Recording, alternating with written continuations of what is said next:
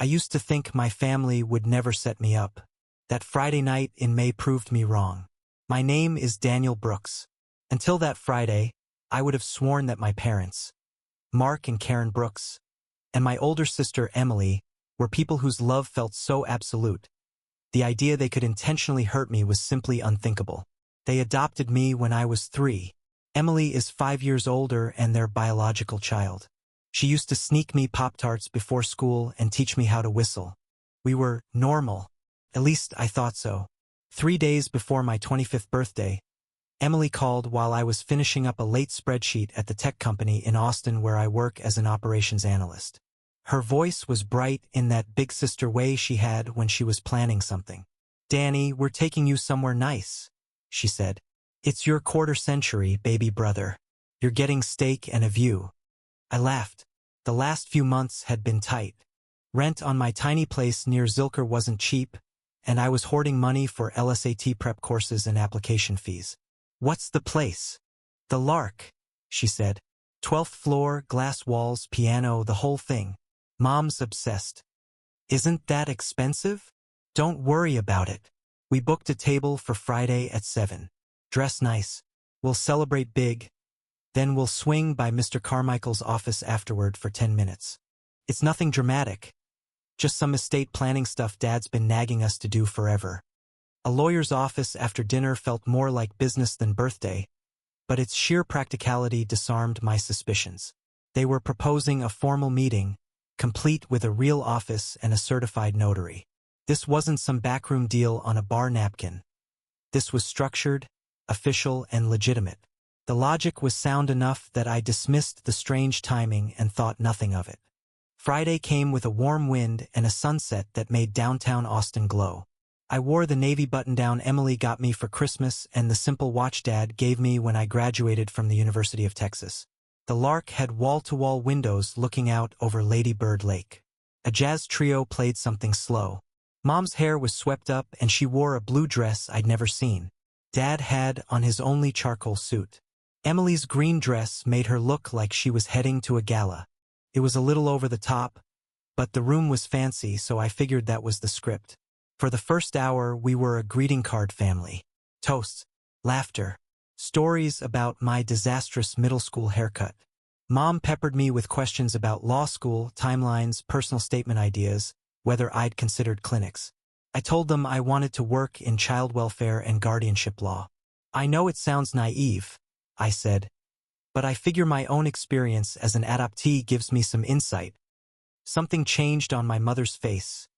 Tight, like a thread pulled too hard. Dad coughed. Emily drained her wine and set the glass down carefully, as if it might break.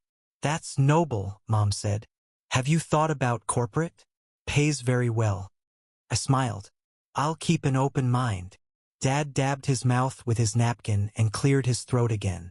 "Son, we should talk about tonight's quick stop at Mr. Carmichael's. He's been working on a family trust. It's routine, but he needs a couple of signatures on acknowledgments so he can finalize everything before the end of the quarter." "At 9 on a Friday?" I asked. "He's in the office late finishing a closing," Emily said quickly. "We're lucky he can squeeze us in. 10 minutes. Nothing about that should have bothered me. Lawyers keep late hours. Signatures in a proper office with a notary present are legitimate. Still, the timing, my birthday weekend, the fancy dinner, the urgent tone, made the back of my neck prickle. "Can we do it Monday?" I asked. "I don't love mixing birthdays with paperwork." Dad's smile was steady, but his eyes weren't. "There are tax calendars involved. We really shouldn't wait." We moved to dessert. I pushed my fork through a slice of chocolate cake and tried to shake the feeling that everyone at my table was playing a part. The jazz trio slid into a Gershwin tune. People clapped softly. It should have felt warm. Didn't. "I'm going to wash my hands," Emily said, standing. Mom stood immediately. "I'll come too." Dad's phone buzzed. He winced.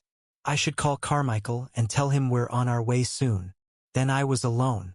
I stared out at the lake, willing my nerves to settle. A man in his 40s stepped out from the bar area and angled toward me. He was average everything. Average height, Average build, a dark blazer, a tie with tiny white squares. If you asked me to sketch accountant, I would have drawn him.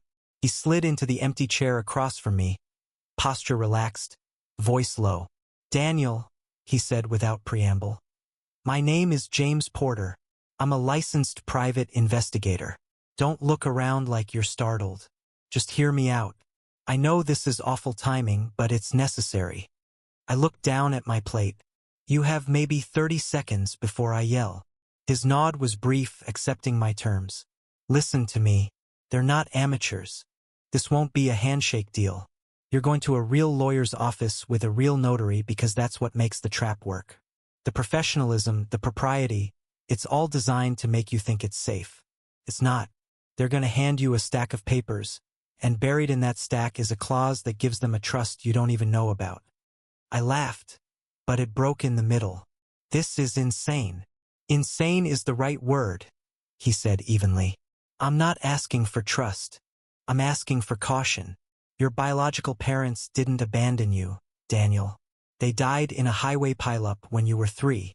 They left you a trust worth $2,400,000. It vests tomorrow, your 25th birthday. The Brookses have been spending it for years while telling you they were covering you. The jazz trio dissolved into blur. The room muffled. Get away from me, I said, barely moving my lips. James set a plain white business card on the table and slid a thick, folded letter beside it without touching my hands. I was hired by your biological grandfather, William Park. He's been trying to find you for a long time. He's here in Texas. If what I'm telling you is wrong, you can walk into Carmichael's office and sign. If what I'm telling you is right, you need distance and counsel before you do anything. He met my eyes, steady, not frantic. I'll be at Copper Cup Cafe on South Congress tomorrow at 10. Bring ID. Come alone. If you decide this is nonsense, throw this card away and pretend I never sat down. He stood and walked off just as my mother and Emily returned, wearing the kind of bright, brittle smiles people use to paste over a crack in the evening. Who was that? Mom asked, too casual. Wrong table, I said. Asked if I was waiting for a date. I told him no. Dad reappeared with his phone in his hand. Carmichael's ready whenever we are. We rode the elevator down. The Lark's lobby smelled faintly of lilies. Emily looped her arm through mine, her grip just a touch too firm. This will be quick, okay? Outside, Dad pointed the key fob toward his sedan. My stomach nodded. I need air, I said. I'm feeling lightheaded. Daniel, Mom started. I'm not signing anything tonight, I said, surprising myself with how steady it sounded. I'll be happy to meet Mr. Carmichael on Monday with my own counsel. Dad's expression flickered. Angry, hurt, then soothing. Son, that's not necessary. It really is just acknowledgments and a receipt of the trust's quarterly notice. Then it can wait, I said, because if it's just a receipt, no one's world ends between Friday and Monday. We stood in a small circle on the 12th floor drop-off, the lake behind us, the city humming. Something in that moment cracked the script. Mom's voice dropped the sugar. Don't be difficult, Daniel. This is for the family. There it was. The phrase people use when they want you to forget you are a person with rights. I took a step back. I appreciate dinner. I'm taking a rideshare home. Daniel, Dad said, sharper now. Do not be dramatic. I turned and walked. My phone buzzed. Rideshare. 2 minutes. The driver pulled up as my family stood there, stunned. I got in and told him to drop me a block from my apartment in case anyone followed. Once the car was moving, the shaking started. My hands trembled so hard I had to sit on them to get them under control. At a red light, a convoy of 3 black SUVs rolled past. And in the state I was in, I couldn't shake the paranoid feeling they were connected to the perfect, coordinated night I just escaped. I wouldn't have noticed them if the timing hadn't been so cinematic. The driver whistled. Somebody important getting a visit. I didn't sleep. I couldn't go to my apartment. I couldn't go back to them. I got a room at a cheap motel off Ben White, lay on the bed, and stared at the ceiling fan blades. I read James Porter's card until the letters blurred. On the back, in blocky pen, Copper Cup, 10 a.m. Bring ID. Every memory from my life tried on a new outfit. The Europe trip I couldn't afford to join. Business next time, kiddo. Now wore the price tag of my own money. The time Dad loaned me $500 and then forgave it when my transmission died. The tight smiles when I asked questions about my birth parents. The way annual family business envelopes appeared around tax season. By dawn, I felt hungover from thinking. At 9:30, I sat in a corner booth at Copper Cup with a coffee I couldn't drink. James walked in at exactly 10 with a canvas messenger bag and the look of a man who'd had worse conversations than this one. "I'm not signing anything," I said before he could take off his jacket. "That's the headline." "That's the right headline," he said. He put the bag on the table and slid a manila folder toward me. "I want you to verify me before we say another word." He produced his PI license, a state-issued card with his photo, and handed me a printed page with the Texas licensing site address and his number circled. I checked on my phone. It matched. Solid. "Now," he said, tapping the folder, "I am going to show you things you can independently confirm with your own lawyer." The first set of documents. Copies of monthly statements from a trust titled Park Family Irrevocable Trust for the benefit of Daniel Park. I stared at my own name, the one I didn't know was mine by birth, printed on the earliest pages. The balance charts were worse than any horror film. Up, then down again. At 15, the principal showed $2,100,000. At 20, $1,650,000. At 22, $980,000.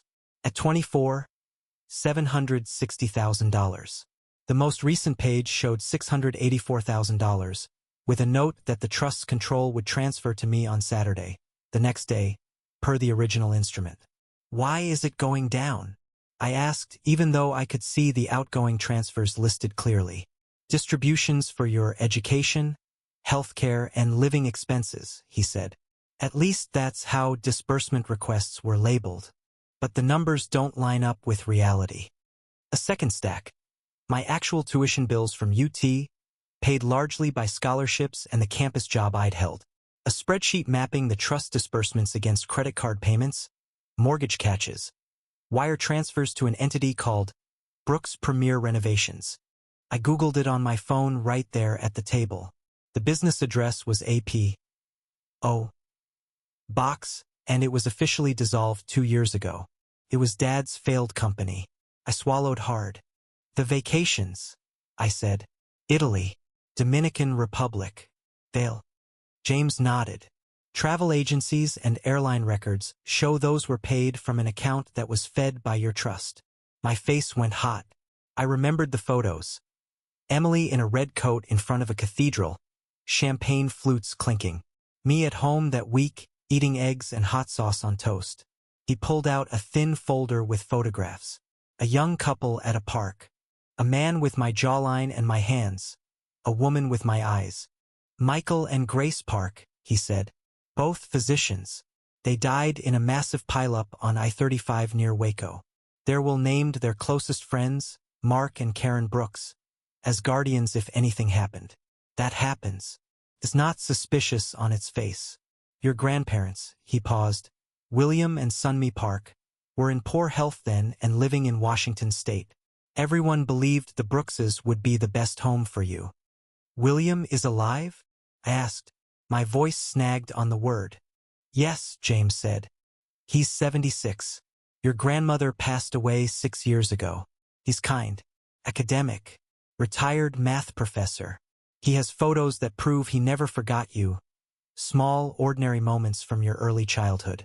He thought you were safe and loved, and you were for a while. He tried to stay in touch through the Brookses when you were little, but contact cooled. He didn't have custody or legal standing to demand updates. He blamed himself for not pushing harder. Why now? I managed. Why look for me now? He never stopped, James said quietly. He hired other investigators before me. 2 years ago, one of them finally found a thread, your name, new last name. When he learned about the trust and the pattern of withdrawals, He went to the FBI's Financial Crimes Unit. They had already been looking at your dad's company for other irregularities. Your trust connected dots they couldn't connect without you. I stared at the numbers until they didn't look like numbers anymore. How much is gone? Between the account you see and assets that can be clawed back, a lot can be saved. The trust should have grown to around $3,200,000 by now. As of last month, it sat at $684,000. But there's good news. The judge already issued temporary restraining orders on transfers related to 2 properties and 1 brokerage account. Restitution is real. Takes time, but it's real. I rubbed my face with both hands. Do you think they ever loved me? James didn't rush. I think they did, he said finally. I also think they talked themselves into believing that love entitled them to your money. They took a step they knew was wrong, then another, and each step made the next one easier. Financial panic mixed with entitlement is a corrosive mix. He set one more document on the table. A short letter with the letterhead of Carmichael and Stanton, PLLC. It was an email printout between Emily and a paralegal. Emily, can we bundle the assignment of claims language toward the back so it doesn't spook him? Paralegal, Mr. Carmichael will not bury substantive assignments. He said he will go over the packet line by line. Emily again, we need this done before vesting date. The paralegal's final response, we can schedule a Friday evening meeting. I closed my eyes. So Carmichael isn't crooked? No, James said. He's reputable. That's why they wanted you in a conference room. People sign more easily in wood-paneled spaces. To be clear, a judge would likely void anything obtained by fraud or duress. But it's better not to sign something you have to spend a year and thousands of dollars unwinding. Where is William? I asked, tripping over the first name. Nearby, James said. He didn't want to overwhelm you at the cafe. He's at a hotel a few blocks away. If you want to meet him, we can walk over. If you don't, I'll call him and tell him to wait. I thought about my mother's face in the elevator. Earnest, brittle, scared. I thought about my father's voice, calm and strategic, saying, for the family. And I thought about a man I'd never met who had hired someone to watch my back. Let's go, I said. We walked under a pale May sky that smelled faintly of rain. An older man stood when he saw us. He had silver hair, kind eyes, and the posture of someone who had spent a lifetime at chalkboards. Daniel? He said, voice catching. Yes, I said, and the word felt like opening a locked window. He hugged me like a gentle earthquake. Strong, shaking, real. We sat, and he told me stories I didn't know I needed. Small, perfect details about my parents, like my mother's laugh or my father's terrible karaoke. He slid a thumb drive across the table. Photos, he said. Videos. Your parents were relentless documenters. We talked for 2 hours. We cried once. We made a plan. The plan was simple. Don't sign anything. Retain counsel. Talk to the FBI. By Monday morning, I had a lawyer, an adoption and trust specialist named Rachel Myers who never once called me son or kiddo. She asked for documents and lined up calls. She explained the landscape clearly. You have rights. We'll assert them. Assume good faith from Carmichael, but not from anyone else. The FBI reached out through Special Agent Dana Morales. You are a victim, she said. We want to make sure you're safe and informed.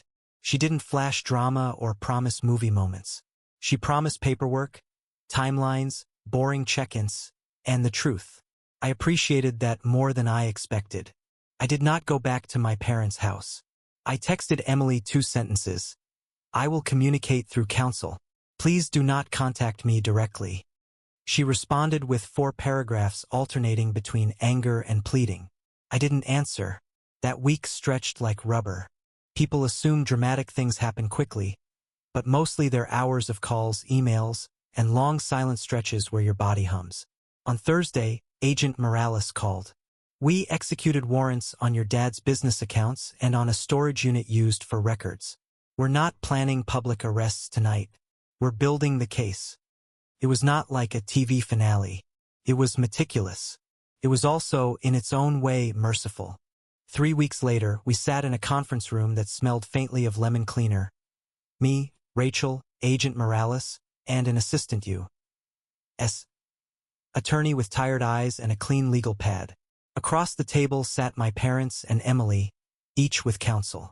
Mr. Carmichael was there too, jaw tight, looking like a man who had realized someone used his firm's good name as camouflage. The U.S. attorney laid out the facts calmly. Misuse of trust funds, wire transfers, false statements to a financial institution. Not one person raised their voice. My mother cried quietly. My father's hands were still and pale on the table. Emily stared at the legal pad as if it could say something comforting.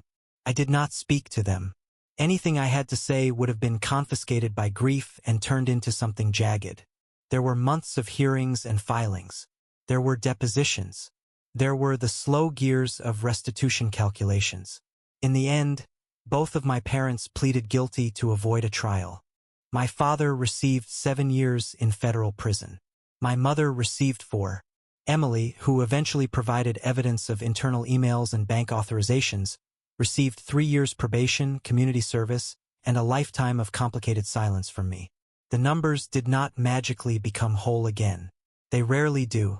But between the court-ordered restitution, the sale of a lake boat I'd never been invited aboard, and liens placed on a second property, the trust recovered to $1,510,000. If left alone, if grown as intended, it would have been more than $3,200,000 by then. I learned to hold both truths. I had been robbed, and I was still luckier than many. I changed my name legally to Daniel Park. It felt less like abandoning people and more like honoring 2 others. With William's blessing and more help from Rachel than I deserved, I started law school that fall at the University of Texas, specializing in child advocacy and financial exploitation cases. The first day of classes, I slipped a small photo into my notebook, a print of my parents holding me between them under a maple tree. On the back, William had written, in his neat professor's hand, "They loved you very much." Sometime during my second year, a letter arrived from the federal prison where my mother was serving her sentence. I sat at my desk and unfolded it the way you unwrap something fragile. "Daniel," she wrote, "there is no sentence I can write that deserves your forgiveness, and I am not asking for it. I am writing because I refuse to let my last word to you be a lie. We loved you. That is true. We also told ourselves a story that made theft feel like stewardship, that we were simply managing your future for you. We told ourselves that because we fed you and worried about you, we were entitled to what your parents left you. That story was poison. If you ever need words to give to a judge or a child, give them these. Love without honesty becomes greed. I hope you choose better than we did. I hope your work saves someone we didn't." I cried, not because a letter fixes anything, but because truth is a rare thing to receive from someone who spent so long hiding it. Years passed. I graduated. I passed the bar. I went to work in a small firm that does grim but necessary work, guardianships, trust disputes, protective orders. On Mondays, I teach a clinic where my students meet with teenagers who have been bounced between homes and promises. On Fridays, I call William and tell him the tiny victories of my week. He tells me a story about my parents I haven't heard before. There are always more. It turns out you can grow new corners in a family you thought was over. People sometimes ask me what I'd tell the version of me who stood outside the Lark that night. I tell him this: you're not crazy for feeling the night tilt. That feeling is your brain adding up 100 small signs you couldn't name in the moment. Trust it. You don't owe blind trust to anyone. Not your parents, not your sister, not the people who raised you. You owe yourself time, calm, and your own counsel. And I'd remind him that the one thing my parents couldn't take was the real inheritance. 2 people I never got to grow up with loved me enough to plan for me, and a grandfather who refused to give up on me made sure that plan wasn't erased. Protection didn't look like I expected. It looked like a stranger in a blazer telling me to slow down, and a grandfather in a quiet lobby handing me a drive full of photos and a history I thought I'd lost. What I finally understood was this: your love for them is not a good enough reason to agree. Your embarrassment is not a good enough reason to sign. The only real power you have in that moment is to step back, take a breath, and call someone whose only loyalty is to you. The money my parents left is just one part of it. Yes, it ended up being less than it should have been, but the larger gift was direction. 2 parents' care, 1 grandfather's stubborn loyalty, and 1 investigator's well-timed warning added up to a life I still get to steer. That became my compass. Choose integrity, do work that matters, carry the name that tells the truth about where I came from. So when I sit with a scared kid and a toothache packet that looks like help but feels like a rush, I don't tell them a story about drama. I tell them about a simple choice in a bright lobby. I took a rideshare home and waited until I had my own lawyer. It all fits on a single line: trust your instincts. Read everything. Get counsel. Then I slide a blank card across the table so they can write down the number of someone who will sit beside them and say the words that saved me. Not right now. Not under pressure. Let's do this the right way.